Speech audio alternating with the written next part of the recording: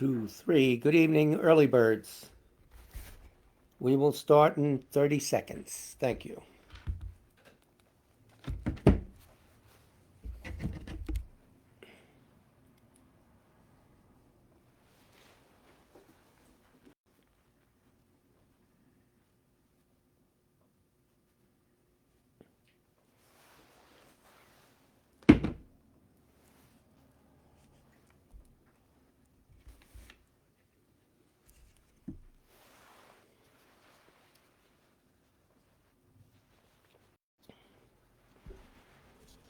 Good evening. It's 7 o'clock here in the northeast of the United States.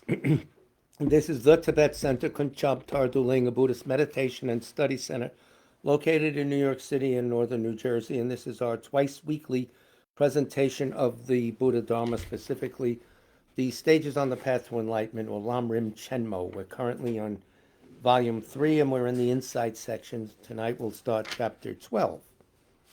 Any problems with the picture, sound, etc., let me or Mr. Smith know right away. Don't hesitate. All the prayers we say, with the exception of one, are on the Tibet Center website in the FAQ section. Scroll down to prayers. And if there's anyone for whom you want us to pray for who has passed away in the last period of time, whatever, as soon as you found out, put their names in the chat box. I don't see all of them, so I can't recite all of them, but everyone else can see the full chat box. So that's that. Do so early because there's a time delay. If you wait till the end, it never gets there. So that's the way it goes. Okay. We'll start as we always do. We have a few different things to do. We'll not be too heavy tonight because don't forget His Holiness Dalai Lama is on around 9 o'clock Eastern Time. And this is the last day of his presentation. It's the actual empowerment of Chakra Samvara, or Heruka. So it's a bit long, but it's very informative. Even if you're not interested in taking the empowerment, get a little imprint by listening to it. You're auditing the course. Do it that way. If they used to, I don't know if they do what the word is these days, but anyway, good evening. Richard Wilson, did you get a hold of His Holiness's website? Let me know. Okay, prayer for the spreading of the teachings throughout the length and breadth of the West. By the force of the blessings of the non-fallacious three precious gems and of the truth of our pure selfless wishes, may the precious Buddhist teachings flourish and spread to the expanse of all areas throughout the length and breadth of the West.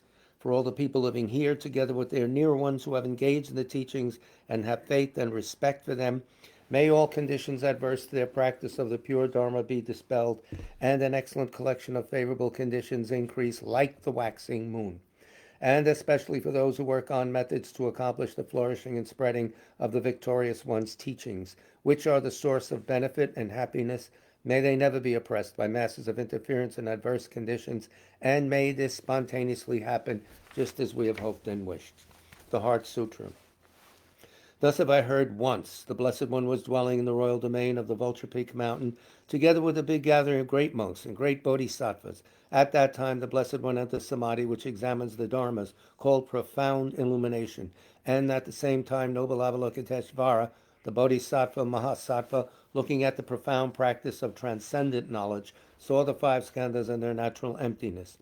Then, through the inspiration of the Buddha, Venerable Shariputra said to Avalokiteshvara, how should those noble ones learn who wish to follow the profound practice of transcendent knowledge? And Avalokiteshvara answered, Venerable Shariputra, whoever wishes to follow the profound practice of transcendent knowledge should look at it like this, seeing the five skandhas and their natural emptiness. Form is empty, emptiness itself is form. Emptiness is not separate from form.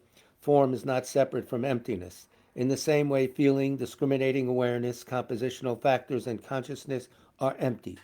Thus all the dharmas are empty and have no characteristics.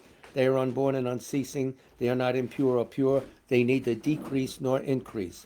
Therefore, since there is emptiness, there is no form, no feeling, no discriminating awareness, no compositional factors, no consciousness, no eye, no ears, no ear, no nose, no tongue, no body, no mind, no appearance, no sound, no smell, no taste, no sensation, no objects of mind, no quality of sight, no quality of hearing, no quality of smelling, no quality of tasting, no quality of sensing, no quality of thought, no quality of mind consciousness. There are no nidanas from ignorance to old age and death, nor their wearing out. There is no suffering, no cause of suffering, no ending of suffering, and no path, no wisdom, no attainment, no non-attainment. Therefore, since there is no attainment, the bodhisattvas abide by means of transcendent knowledge. And since there is no obscurity of mind, they have no fear. They transcend falsity and pass beyond the bounds of sorrow. All the Buddhas who dwell in the past, present, and future, by means of transcendent knowledge, fully and clearly awaken to unsurpassed, true, complete enlightenment. Therefore, the mantra of transcendent knowledge, the mantra of deep insight, the unsurpassed mantra, the unequaled mantra, the mantra which calms all suffering should be known as truth, for there is no deception. In transcendent knowledge, the mantra is proclaimed, Tayat Om Gate Gate Paragate Parasam Gate Bodhisoha. O Shariputra, this is how a bodhisattva mahasattva should learn profound transcendent knowledge. Then the Blessed One arose from that samadhi and praised the bodhisattva mahasattva Avalokiteshvara, saying, Good, good, O son of noble family, profound, transcendent knowledge should be practiced just as you have taught, and the Tathagatas will rejoice. When the Blessed One had said this, Shariputra and Avalokiteshvara, that whole gathering in the world with its gods, humans, Asuras, and Gandharvas, their hearts full of joy, praised the words of the Blessed One. And now refuge and bodhisattva vow, which of course we recite 3 times. With the wish to free all beings, I shall always go for refuge to the Buddha, Dharma, and Sangha until I reach full enlightenment. Enthused by wisdom and compassion today in the Buddha's presence, I generate the mind for full awakening for the benefit of all sentient beings. As long as space remains, as long as sentient beings remain, until then may I too remain and dispel the miseries of the world. With the wish to free all beings, I shall always go for refuge to the Buddha, Dharma, and Sangha until I reach full enlightenment. Enthused by wisdom and compassion today in the Buddha's presence, I generate the mind for full awakening for the benefit of all sentient beings. As long as space remains, as long as sentient beings remain, until then may I too remain and dispel the miseries of the world. With the wish to free all beings, I shall always go for refuge to the Buddha, Dharma, and Sangha until I reach full enlightenment. Enthused by wisdom and compassion today in the Buddha's presence, I generate the mind for full awakening for the benefit of all sentient beings. As long as space remains, as long as sentient beings remain, until then may I too remain and dispel the miseries of the world. May all the pains of living creatures ripen solely upon myself, and through the might of the Bodhisattva Sangha, may all beings experience happiness. May the teachings which are the sole medicine for suffering and the origin of every joy be materially supported and honored and abide for a very long time. I prostrate to Manjagosha, through whose kindness wholesome minds ensue, and I prostrate to my spiritual masters, through whose kindness I develop. And as usual, as a cause for the swift return of Radha Chungla Rinpoche, His Holiness has composed this prayer as a cause for his swift return, as I said, and we recite it whenever we gather. It's on the website. Exalted wisdom of all victors gathered in a drop, sole refuge manifest in the form of the one wearing saffron robes, Guru Lozang Tubuang Dorje Chang. Please bear witness here today that our prayers may be fulfilled. We beseech the great torch of doctrine, accomplishing from long ago the vast waves of aspirational prayers, Lord of speech of the Victor Lozang's teachings, spreading them to the ends of the earth by means of explanation and practice. Though holding the commitment, I will invite all beings to be my guests in unsurpassed great awakening. Yet you have withdrawn the activities of the form body that serves the welfare of others. Is that worthy of the supreme among beings, the bodhisattvas? Though impossible for you till cyclic existence's end to abandon your commitment to liberate all beings, we beseech the new son of Nirmanakaya to swiftly return from the realm of Dharmakaya, brought forth by bodhicitta drawn by 7 steeds. Having reached the far limits of scholarship, religious life, and goodness, please come swiftly as an unrivaled, supreme emanation, full holder of the sage's teachings and wish-fulfilling jewel, return as the glory of Lozang Tenpe. Magnificent truth of the 3 precious jewels, Mahakala, Karmayam, and Srimata Devi, and the ocean of Dharma protectors, may you spontaneously fulfill our wish, the swift blossoming of the reincarnation's fresh moonlight face. So as advertised, we have a whole bunch of stuff. Not too heavy tonight because we have to have our minds sharp. As I mentioned 4,000 times, and I'll continue to mention, His Holiness is on. It says 9:30, go on at 9 o'clock. He starts early. He'll be doing the self-initiation first, as he did last night, sitting in a chair, while everyone prays various and sundry prayers in Tibet. Mongolian, too, I guess. I think it's sponsored by the Mongolian community. I didn't look at that carefully, but We have a bit of the Kadampa book, just to give you a short, not too much. Page 587, excuse me. This is the book of Kadam, masterfully translated by Thupten Jimpa. I say that even though I don't speak Tibetan, I just know a few words, but the way the English flows, you get the real meaning right away. He's very good. He's a practitioner. We can't talk about him enough. The spiritual mentor Puchungwa said, "We have obtained this utterly fragile human existence of leisure and opportunity. Although we have obtained this, we don't have the power to stay long, for we must all die. At the time of death, we have no power to retain all the mundane thoughts regarding this life and the mundane beauties, not even a fallen petal of a flower. Nothing. Nothing can accompany us. At that time, everything will be revealed starkly. The level of our intelligence, the strength or weakness of our abilities, and our skillfulness or its lack in the pursuit of our goals. If, at the time of death, one can remain joyful and rest in a warm glow, then the level of one's intelligence is high, one's ability is strong, and one's pursuit of goals is skillful. Such a person is called competent. But if at that time, vivid visions of Yama's form, Yama the Lord of Death, and the aspects of the lower realms appear, one has not been skilled in the pursuit of goals and has thus failed to be competent."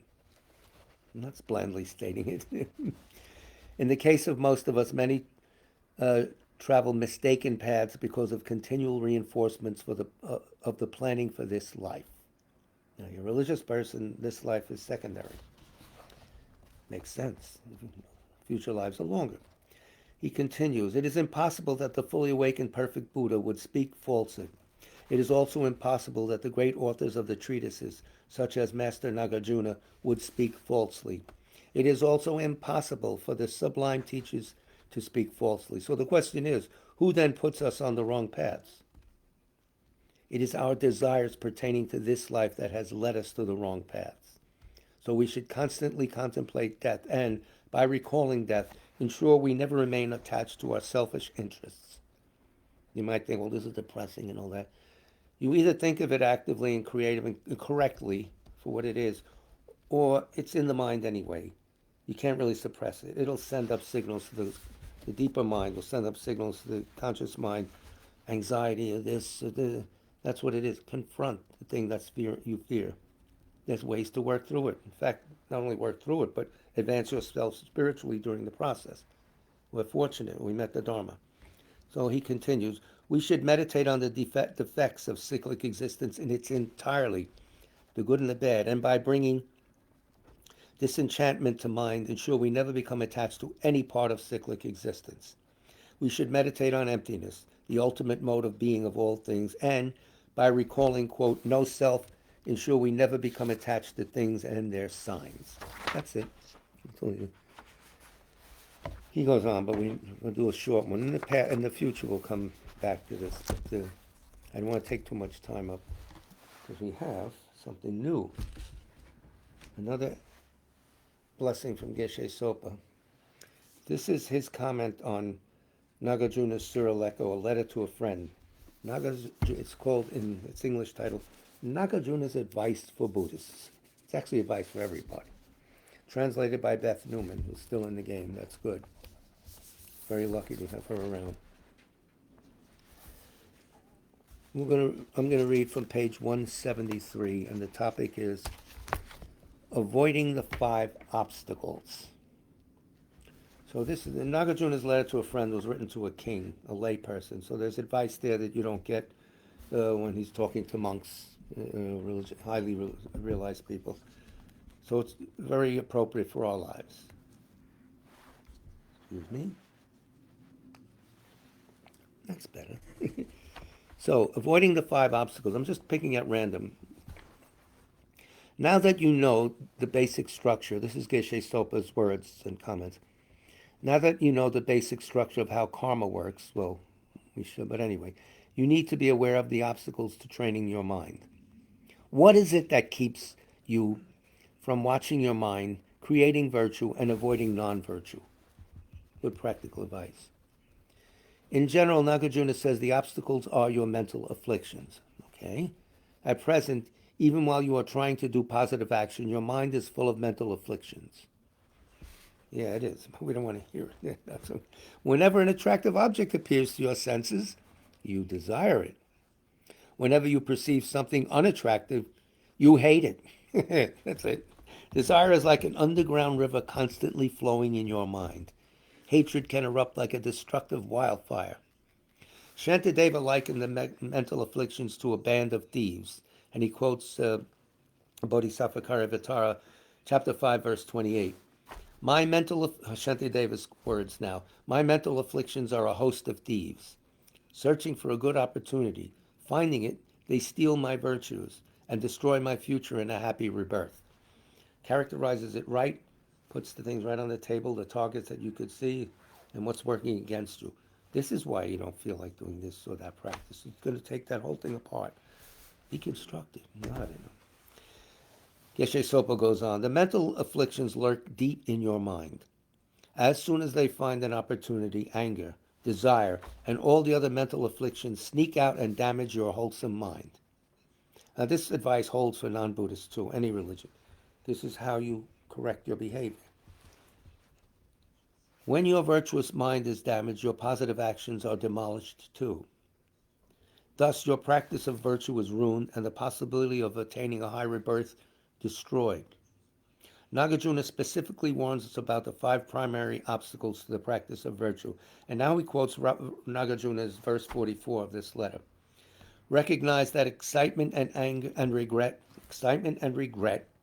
malice, sluggishness and sleepiness, yearning, sensory desire, and doubt are the 5 obstacles that steal the riches of virtue. Okay, if you count it, you get more than 5. No, some are in pairs and counted as one. Remember, we're dealing with Tibetans. They count differently. Dealing actually with the Indian pundits. So here's a readout or explanation of those 4 lines. The first obstacle has 2 aspects, excitement and regret in relation to desire. Okay, that's why that's 1. Excitement and regret in relation to what? To desire. When you are attached to a desirable sensory object, your mind becomes excited and completely distracted. Well, it's homed in on that. That we know. Desire for food, clothing, shelter, and sexual pleasure can easily overwhelm your mind. Your mind rushes to those objects and you cannot keep it focused where you want it to stay. Now, go into your own experience about this and see if he's right or wrong. I don't think he's lying. Regret, he goes on, regret has a specific context here too. Yes, we're talking about a different kind of regret, and we'll explain. You are unhappy or uncomfortable at some point every day because you do not have the things or experiences that you desire. You feel that something is wrong, and you regret that you didn't act in a way to get what you want. Why did I give that away? Why did I say that? Why did I eat that? Why didn't I do this to get that? Why didn't I attack and destroy that? Even a simple thing like why you didn't hang a picture at a different place on the wall can upset you. Yeah. Oh well. You regret all your seeming mistakes, whether they were actually wrong or not. And this is your opinion. It may not be wrong. This robs you of your peace of mind. Well, that's for sure. Sometimes you cannot sleep due to your regret. Obviously, here's a key point now. This is a very different type of regret than that explained in the context of the 4 opponent powers for purification. Remember, regret, restraint, remedial action. It's a reliance on the 3 jewels when you do confession. The regret there is different. And he'll explain it. Why is it different? In that context, regret is conjoined with wisdom that recognizes that you have done something that will bring you terrible negative consequences. That's the different type of regret. Oh, I did do something still. I drank poison. I'm sorry I did. Let me get rid of the antidote right away. Take the antidote, etc. That's regret. That is a useful type of regret because it helps you avoid similar actions for the future or in the future. Now, the second obstacle is malice. Out of anger and hatred, you have ill will towards those you consider your enemies. You wish to harm those you feel have done you wrong. Your mind is riled up with negative thoughts. The strength of your animosity is based on how much you engage in a type of thought process. The stages of the path literature divides this process of rationalization into 9, and it gets a little sticky here, but we'll just go through it quick. You think about how someone has acted toward you, your friends and relatives, and your enemies in the past, present, and future. You think, this person did this harmful thing to me in the past. He's doing it to me now, and he will do it in the future. Well, you assume that unless you're clairvoyant. So it's just the anger talking. It's really stupidity. You think, this person did that horrible thing to my friends and family in the past. He's doing it to my loved ones now, and he will do it again in the future. You think, this person did helpful things for my enemy in the past. He is benefiting my enemies now, and he will do that again in the future. When you think this way, your anger becomes stronger and stronger, and also you're ignorant. You don't have an exact view of what happened in the past, future, unless you're really fairly advanced. Then you wouldn't be angry in the first place, I think. I don't know. I mean, anyway, eventually, Ishe Sopa continues, it becomes so firm that it takes complete control over your mind. And I know we've had accidents. You start walking very mad, and you'll see guys on the street kicking something, or worse these days. When you think these mass shootings occur because of a riled up mind that's getting even. They think they're getting even. So they get even with innocent people. I don't know. Eventually, it becomes so firm that it takes complete control of your mind. You see the person as completely horrible and vile. You want to hurt them and destroy them. It doesn't matter if they have some other good qualities. When you're in a hate mode, that person can do nothing good. There's nothing good about that person, even though they may be very nice. They just made in front of you something that got you mad. You don't know. So that's the ignorance working there. You want to hurt them and destroy them. It doesn't matter if they have some other good qualities. Your mind is so disturbed that you physically change. Your face turns red. You can't sit still, and you may lash out and hit a wall. Have you seen guys punch through a sheetrock wall? I've seen it. Not funny. You run the other way when they're that, because they're out of control. Talk about crazed elephants. These are worse. The third obstacle is also divided into sluggishness and sleepiness. This is very helpful now. Sluggishness is mental dullness. When your mind is dull, you become discouraged. What you want to do is unclear, and you feel you cannot function properly, either physically or mentally. When you are sluggish, you aren't asleep, but your body and mind are unsuitable for practice of virtue. You know this well. Think about how you feel if you eat way too much Thanksgiving dinner. The second aspect of this obstacle is to actually fall asleep. You might as well give in. After Thanksgiving dinner, just blow some Z's, I know. Getting too sleepy while you are trying to do something completely steals away the power of your action. You don't need an extensive explanation about sleep. In short, as you fall asleep, the power of your mind is drawn inward. It ceases to focus on doing something. All right, sometimes you have to draw the mind inward, but not with a sleepy mind. So, the fourth obstacle is desire itself. This is what? Desire for objects of your 5 physical senses. When you perceive a desirable object, it is as if your mind is magnetically pulled to it and then glued there. Oh yeah, you're captivated. Sometimes they say, good word. It captured you. You're captivated. You're captive. The fifth obstacle is doubt or uncertainty in relation to virtue. I don't know. If you are uncertain whether emancipation exists or doubt whether following the path of the spiritual teachings will lead you to freedom, then you will not practice seriously. That's the reason for a study. You clear out this. This is definitely it. I know I've done this in the past, that in the past, but this one looks good, and here comes all the reasons, and the more you challenge it, when you extensively study and you challenge what you're reading, you get more meaning, you get more confidence.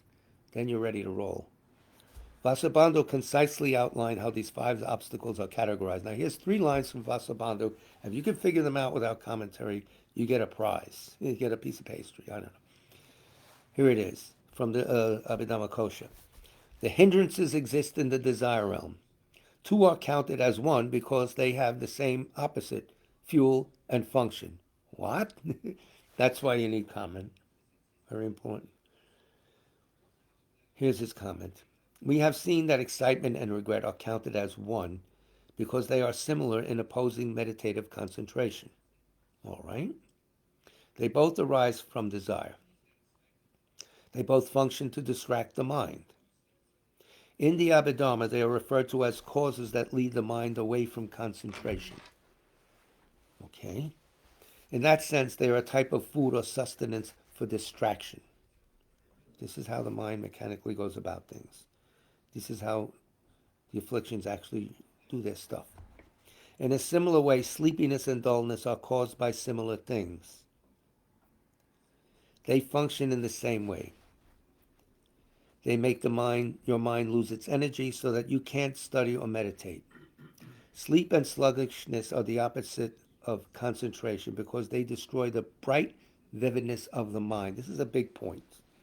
So not only are you locked in on the object when you're trying to do samadhi, the mind has to be bright and fresh, not just, I see it like that and sort of locked in. It's very pleasant. You're in a torpor-like state. Not good. That's laxity. The mind should be fresh, ongoing, but relaxed. It's a technique. It's high art. It's like learning to play an instrument or something, but very, very useful. Next paragraph. Why are only these 5 obstacles mentioned when the teachings say that there are 84,000 mental afflictions? All right, let's go through the 84,000. We have 10 lives. No, it is because these 5 are particularly detrimental to the 3 higher trainings of ethical conduct, meditative concentration, and wisdom. Those 3 groups, very important, the 3 patakas, whatever. You need to master all 3 higher trainings in order to attain any spiritual goal. Only on the basis of your pure moral conduct can you develop stable mental concentration. You have to have good ethics because that clears the mind somewhat, disciplines it. You're not as impulsive when you're practicing ethics properly because you've been sort of, governed by your desire to practice ethics. This mental ability is necessary for wisdom. So the ethics, a necessary thing for concentration. Concentration, necessary for wisdom. We're talking about the wisdom of realizing the way things are, dependent arising or emptiness, whatever.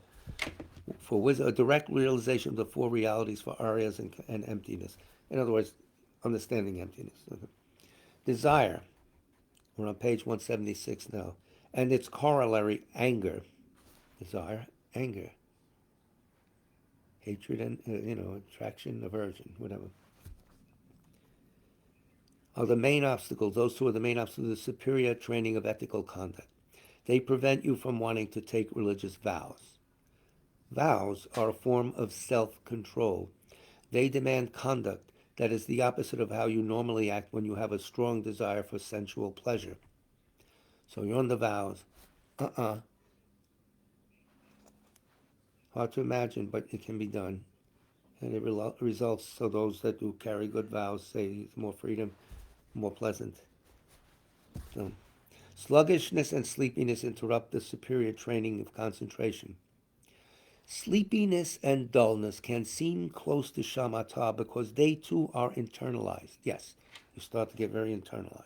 But they are not like vivid, calm control of shamatha in any other respect. Yes. Okay, you're inwardly drawn when you're doing one-pointed things. You're peaceful, you're calm, but you're not vivid if you're in states of dullness or sluggishness, etc. Excitement and regret are obstacles to the superior training in wisdom. Wisdom is understanding reality, whether ultimate or phenomenal. Just the wisdom of like learning impermanence or this, anything. Or wisdom understanding the nature of reality. First you analyze the subject, then when you have a firm understanding, you hold it firmly in your mind. Excitement and regret disturb the development of wisdom because they distract you toward external things. You have excitement or regret, it's about something external, not the current moment that you're in, and not the interior of the mind. Things that you did in life or whatever. So, the last obstacle is doubt. It is a mental affliction that harms both higher concentration and higher wisdom. Why? Because if you are uncertain about what you are doing, you cannot remain in a state of equipoise. That is the union of these two higher trainings. The union of these two higher trainings is when you can fix your mind on an object for as long as you wish, when you understand the subtlety of the object clearly, but not necessarily directly. It could be through a conceptual image. And when your body and mind are pliant and blissful, key word, pliant and blissful. So you're sitting there and you're not forcing it. You're really happy to be doing it. Your body physically is pliant. There's a physical sense of bliss, a mental sense of bliss. So it's not that hard once you reach that point. In fact, it's anything but worth working for. The practice of shamatha is the same whether applied to the wisdom of the mundane or supramundane paths. In this chapter, we focused on the wisdom practice of the mundane path.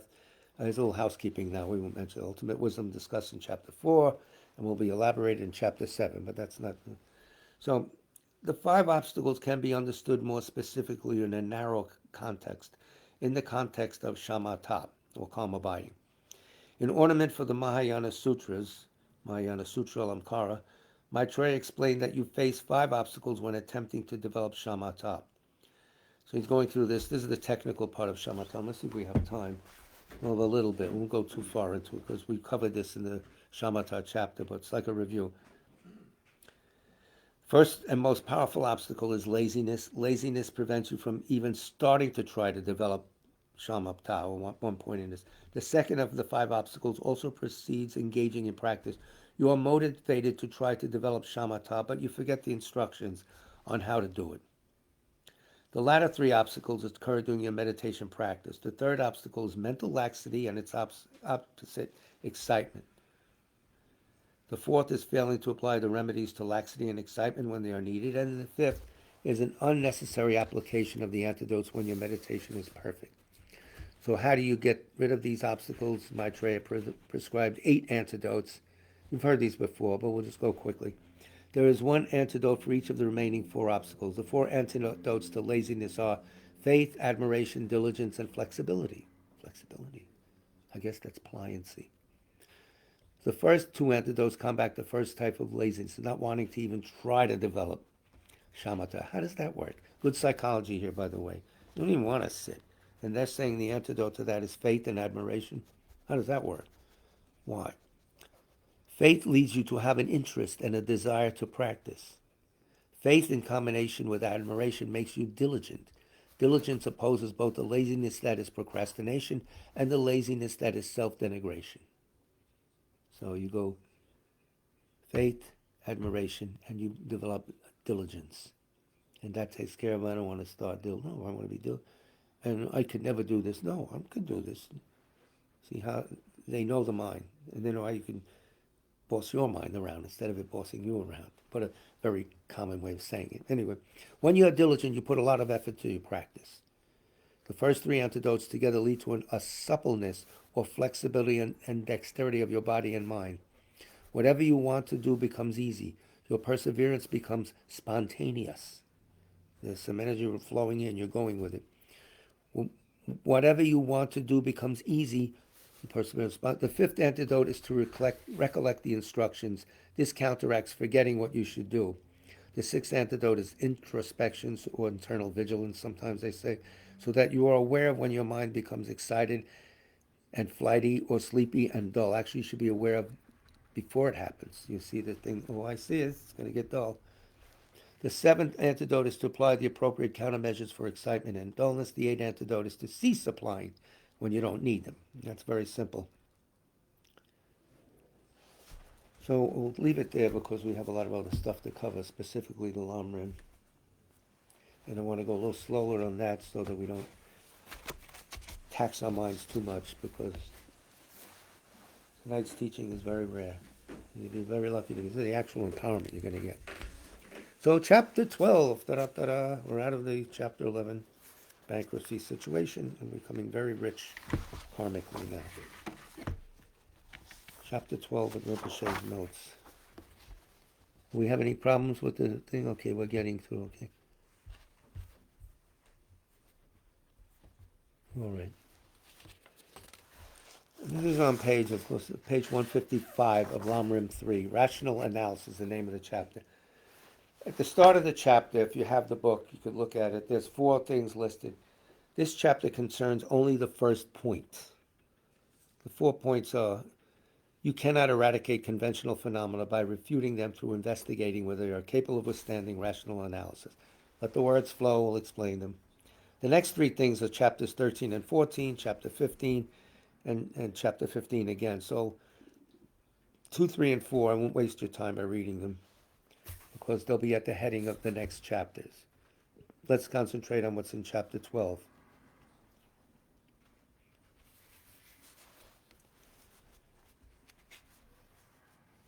A little note here. It said the Madhyamaka critique does not eradicate conventional existence. If it did, it would be overly broad. That's a note from Mr. Simpson. So, page 156, where we start, and all we're doing in this chapter is that very first point, and I'm going to repeat all this from Geshe Sopa, so you'll getting it twice, and you'll get it with different wording. So, you can't eradicate conventional phenomena. In other words, if we look at with your type of reasoning, looks like there's no table, no chairs, no nothing exists. Wrong. Why is it wrong? Here we go. The heading says you cannot eradicate conventional phenomena by refuting them through investigating whether they are capable of withstanding rational analysis. Okay, a little heavy. First paragraph. A proper analysis of whether these phenomena, forms, etc., all these things, exist or are produced in an objective sense, keyword, bong, bong, bong, is what we call a line of reasoning that analyzes reality. We're trying to see if there is this and that, us and them, objectively out there without any connection at all to our minds observing them and other things. They're there. They're their own entity. That's what they mean by objective. It's a loaded word in this sense. This is what we call a line of reasoning that analyzes reality. Okay, or a line of reasoning that analyzes the final status of being. How is it there? I know it's a cup. I know it's a table. But how's it really? What's its mode of being? Since we Madhyamikas do not assert that the production of forms and such can withstand this kind of analysis by such reasoning, our position avoids the fallacy that there are truly existent things. We don't use that kind of logic for conventional things. Question, bong. If these things cannot withstand rational analysis, then how is it possible for something to exist when reason has refuted it? Rational analysis is not about getting rid of it, is the answer. Reply, you are mistakenly conflating the ability to withstand rational analysis with invalidation by reason. Many who have made this error claim that production and such exist, even though rational analysis of reality refutes them. This is reckless chatter. So we do not agree. To ask whether something can withstand rational analysis is to ask whether it is found by a line of reasoning that analyzes reality. A line of reasoning that looks at things and says, oh yeah, this is that. That's fine. But the line of reasoning says, what's its mode of being? Is it actually an objective thing? Is it totally independent of everything else, including the designating mind? That's what we're looking for.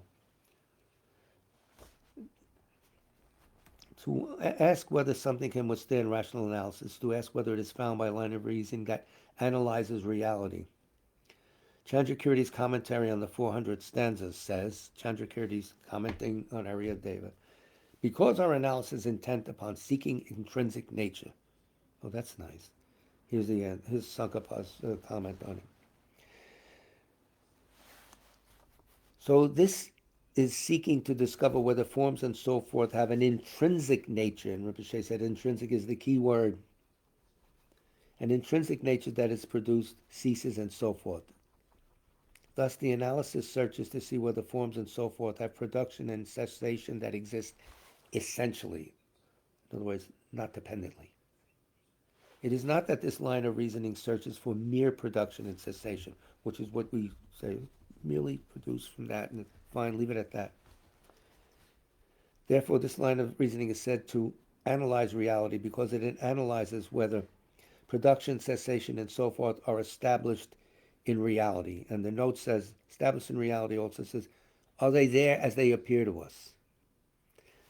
So this should set you back in your chair and think, well, how do things appear to? Well, that's there. I'm here. That's not the final way they are. They actually don't totally exist the way they appear. That conventional existence is very fine, easy to work with. There's something else. So when such a Tsong-kha-pa goes on, bottom of page, last paragraph on the page of 156. When such a line of reasoning analyzes or searches for production and so forth, it does not find a trace of them. They are unable to withstand analysis. However, the fact that this line of reasoning does not find them does not entail that it refutes them.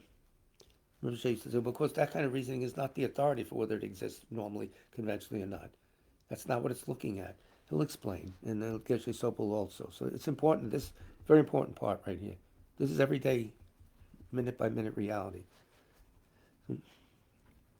However, the fact that this line of reasoning does not find them does not entail that it refutes them. Rather, reason refutes something that, if it did exist, would have to be established by reason, but which reason does not establish. Does inherent existence exist? No. Never did, never will. Conventional consciousness is established the production and cessation of forms and such, and Rinpoche's note says worldly valid establishment. Although forms and such exist, reasoning consciousnesses do not establish them. Therefore, when reason does not find forms and stuff, how could it refute them? For example, a visual consciousness does not find sounds, but this does not refute sounds. Because the eye doesn't see a sound, that means there's no sound? No.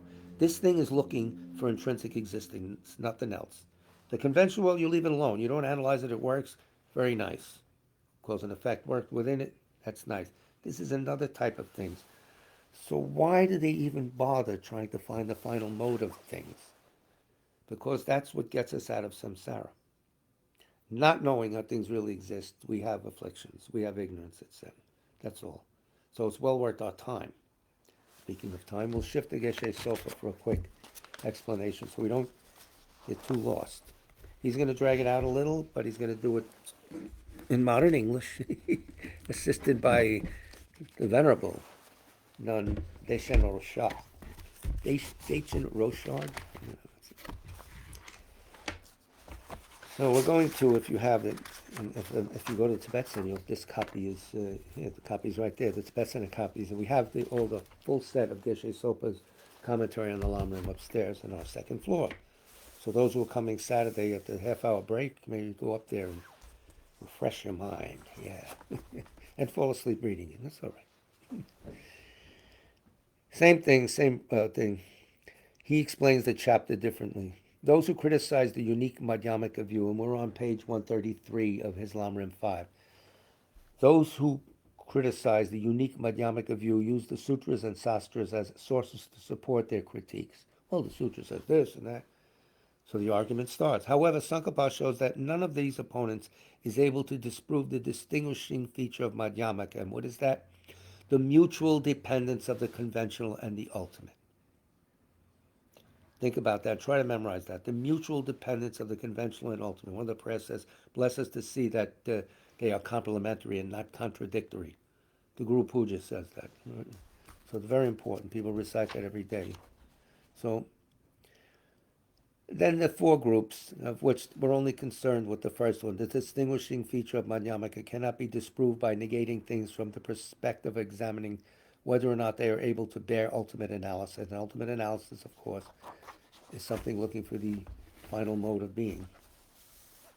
If something is there intrinsically, in other words, and when they don't find that, that doesn't mean the thing doesn't go away. I'm repeating endlessly, but that's the big point. So here it is, page 134. He's going to go into break out that point.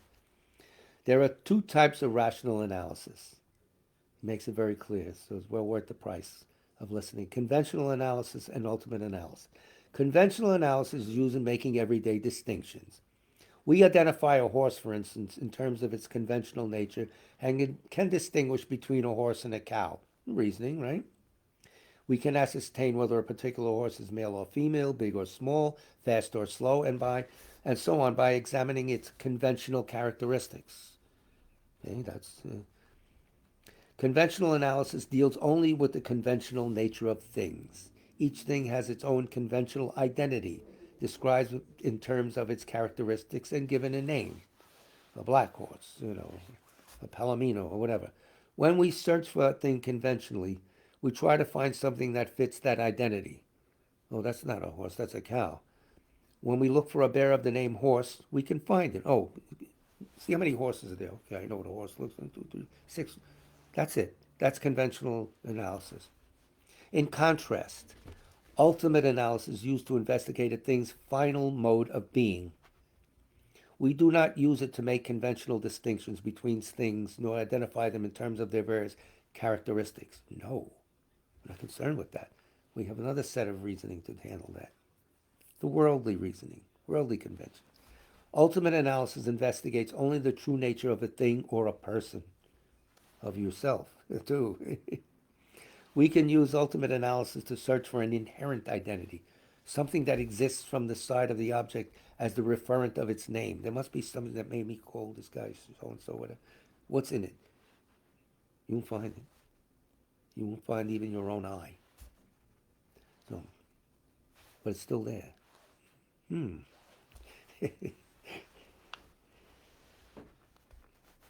searching for that essential nature, we are not satisfied with the usual use of a term such as a horse, arrived at through conventional analysis. Well, that's a horse. No, we want to go beyond it. Yeah, I know it's a horse. What else?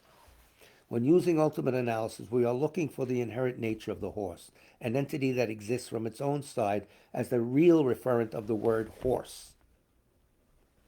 When we start to look, we see that the term horse is a label imputed upon the body or attached onto the body, the head, the collection of parts, and other factors combined. What does it do? It expresses a conceptual convention that combines certain factors together and thinks of them as a whole thing. This whole thing is what we call a horse, or a chariot, or a car, or whatever. That's how it works. Very simple. In ultimate analysis, we go beyond that. We search for a referent of the term horse existing from its own side, because everyone knows we called it a horse in English because it does this, and everyone agrees that this type of animal from now on is a horse. It's such a horse, you wouldn't believe it. Independently of being merely labeled, something is there without even being labeled or designated. And usually we do not examine this at all. Of course, we just accept the existence of a horse. We bet on the horse. We buy the horse. I don't know. However, when doing ultimate analysis, we ask, what does the word horse really refer to? First, we find a group of 5 aggregates or components that functions as the basis of the name horse. But is this combination of the 5 aggregates actually a horse? No, it is not. In other words, the chariot, is it the collection of the parts? No. That's what they're getting at here. Next, we look among the aggregates to find the essential identity of the horse. We look inside and outside, part by part, from hoof to head, for a real horse that exists from its own side. Try as we might, however, in other words, humans never got involved in naming it or anything like that. What's it that's horse? It's essentially a horse, essential. We look outside and inside, part by part, from hoof to head, for a real horse that exists from its own side. Try as we might, however, we do not find anything that answers to what we originally thought of as a horse. We find only various parts and collections of parts. None of them is the real horse. So one by one, we set them aside and keep trying to find the real horse. What at first appears to be the referent of the word horse gradually dissolves. In the end, we find nothing. We cannot find an inherently real horse, either within the aggregates or outside the aggregates. We cannot find it by analyzing the basis on which the horse is conventionally imputed.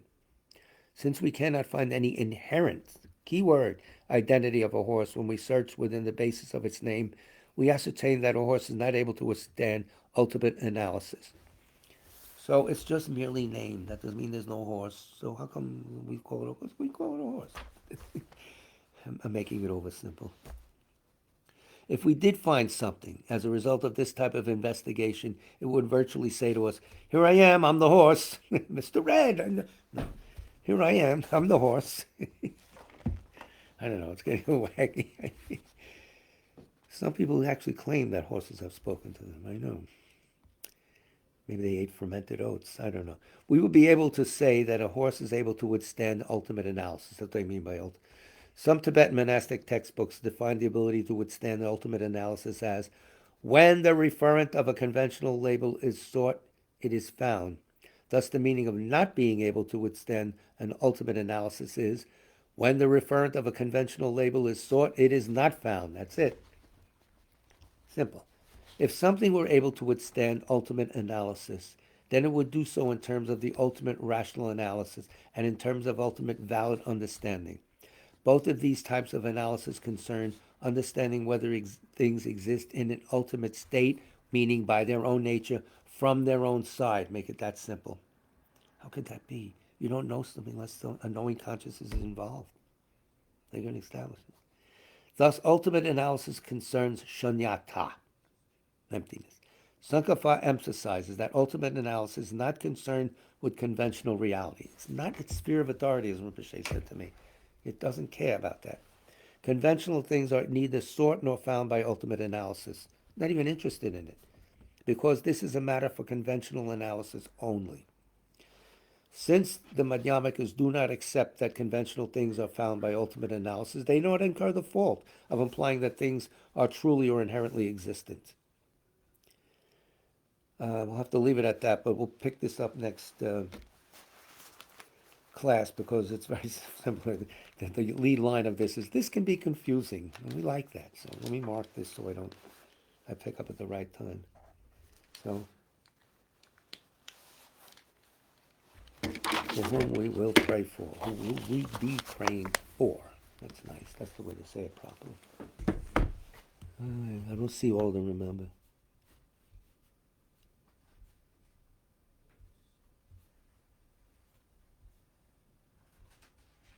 Everybody's so friendly. Nobody died.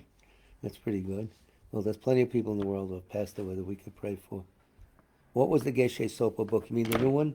It's called Nagarjuna's Advice for Buddhists. Whoops, let me bring the picture. You see the whole picture now, right? I don't. This is it.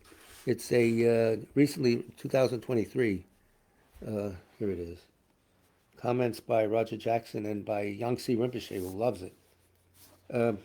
Who's publishing it? I think Wisdom. So it's available everywhere. I buy it from the Kagyu bookstore up in Woodstock online. They have a good online service. You get it in 2 days. Ridiculous. And they wrap the book nicely in paper. They show respect. So that's the book, Rebecca. Otherwise, we're doing the 5 volumes of Geshe Sopa's LAM Rim. Okay. Sutra of the recollection of the 3 noble jewels. The noble 3 jewels. Okay. I prostrate to the omniscient one. Thus the Buddha, Bhagavata, Tathagata, Arahat, Samyak, Sang Buddha, the learned and virtuous one, the Sugata, the knower of the world, the charioteer and tamer of beings, the unsurpassable one, the teacher of devas and humans is the Buddha Bhagavat. The Tathagata is in accord with all merit. He does not waste the roots of virtue. He is completely ornamented with all patience. He is the basis of the treasures of merit. He is adorned with the minor marks. He blossoms with the flowers of the major marks. His activity is timely and appropriate. Seeing him, he is without disharmony. He brings true joy to those who long with faith. His knowledge cannot be overpowered. His strengths cannot be challenged.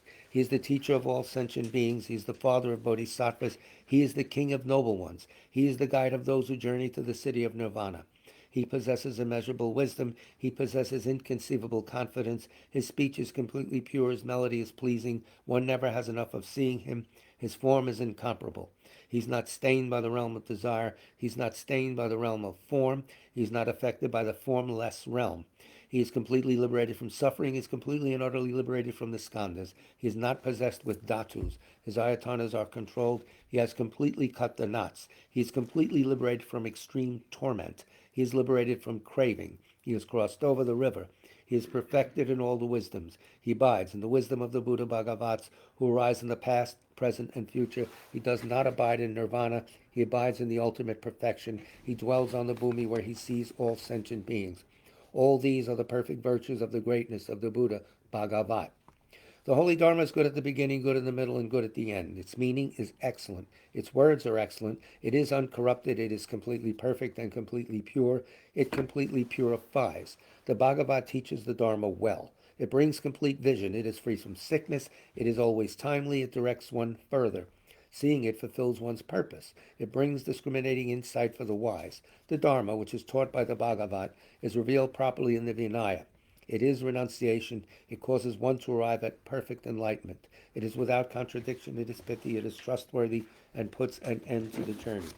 As for the song of the great Yana, they enter completely, they enter insightfully, they enter straightforwardly, they enter harmoniously. They are worthy of veneration with joined palms. They are worthy of receiving prostration. They are a field of glorious merit. They are completely capable of receiving all gifts. They are an object of generosity. They are a great object of complete generosity. The protector who possesses great kindness, the omniscient teacher, the basis of oceans of merit and virtue, I prostrate to the Tathagata. Pure, the cause of freedom from passion, virtuous, liberating from the lower realms. This alone is the supreme ultimate truth. I prostrate to the Dharma, which is peace. Having been liberated, they show the path to liberation. They are fully dedicated to the disciplines. They are a holy field of merit and possess virtue. I prostrate to the Sangha. I prostrate to the Buddha, the leader. I prostrate to the Dharma, the protector. I prostrate to the Sangha, the community. I prostrate respectfully and always to these three. The Buddha's virtues are inconceivable. The Dharma's virtues are inconceivable. The Sangha's virtues are inconceivable. Having faith in these inconceivables, therefore the fruitions are inconceivable. May they be born in a completely pure realm. As a further cause for the quick return of Rata Chonga Rinpoche, His Holiness Dalai Lama recommends, and we of course follow. He doesn't tell you to do it, he recommends that it might be nice. Prayer for the flourishing of J. Tsong-kha-pa's teachings, which is on our website in the FAQs section. Though he is the father, producer of all conquerors, as a conqueror's son, he produced the thought of upholding the conqueror's dharma in infinite worlds. Through this truth may the conqueror Losang's teachings flourish. When of yore, in the presence of Buddha Indraketu, he made his vow, the conqueror and his offspring praised his powerful courage. Through this truth may the conqueror Losang's teachings flourish. That the lineage of pure view and conduct might spread, he offered a white crystal rosary to the sage, who gave him a conch and prophesied. Through this truth may the conqueror Losang's teachings flourish. His pure view free of eternity or destruction, his pure meditation cleansed of dark fading and fog, his pure conduct practiced according to the conqueror's orders, may the conqueror Losang's teachings flourish. Learned, since he extensively sought out learning, reverent, rightly applying it to himself. Good, dedicating all for beings in the doctrine, may the conqueror Losang's teachings flourish. Through being sure that all scripture is definitive and interpretive or without contradiction, advice for one person's practice, he stopped all misconduct. May the conqueror Losang's teachings flourish. Listening to explanations of the three Pitakas, realized teachings, practices of the three trainings, his skilled and accomplished life story is amazing. May the conqueror Losang's teachings flourish. Outwardly calmed and subdued by the hearer's conduct, inwardly trusting in the two stages practice, he allied without clash the good paths of Sutra and Tantra. May the conqueror Losang's teachings flourish. Combining voidness explained as the causal vehicle with great bliss achieved by method, the effect vehicle.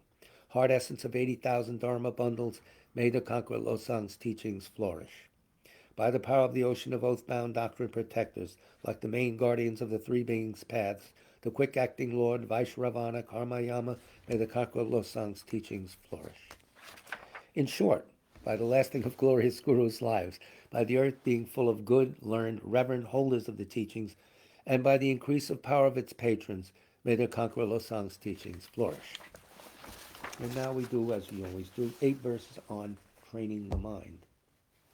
With the determination to accomplish the highest welfare of all sentient beings who surpass even a wish-granting jewel, I will learn to hold them supremely dear. Whenever I associate with others, I will learn to think of myself as the lowest amongst all, and respectfully hold others to be supreme from the very depths of my heart. In all actions, I will learn to search into my mind, and as soon as a disturbing emotion arises, endangering myself and others, I will firmly face and avert it. I will learn to cherish ill-natured beings and those oppressed by strong misdeeds and sufferings, as if I had found a precious treasure difficult to find. When others, out of jealousy, treat me badly, with abuse, slander, and so on, I will learn to take all loss and offer the victory to them. When the one whom I benefited with great hope unreasonably hurts me very badly, I will learn to view that person as an excellent spiritual guide. In short, I will learn to offer to everyone without exception all help and happiness directly and indirectly, and respectfully take upon myself all harm and suffering of my mothers. I will learn to keep all these practices undefiled by the stains of the 8 worldly concerns, and by understanding all phenomena as like illusions, be released from the bondage of attachment.